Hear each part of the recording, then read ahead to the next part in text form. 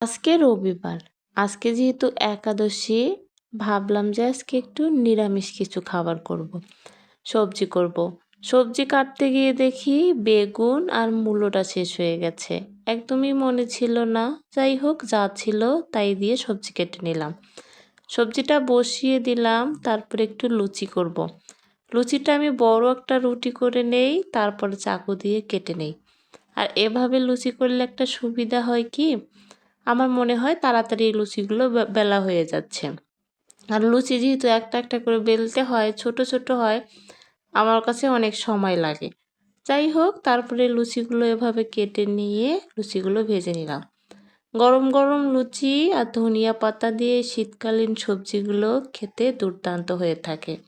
যারা সবজি পছন্দ করে তাদের কাছে তো কোনো কমপ্লেনই থাকবে না। এই সবজিটা মানেই অন্যরকম একটা স্বাদের অনুভূতি। তো আজকের মতো টাটা, বাই বাই।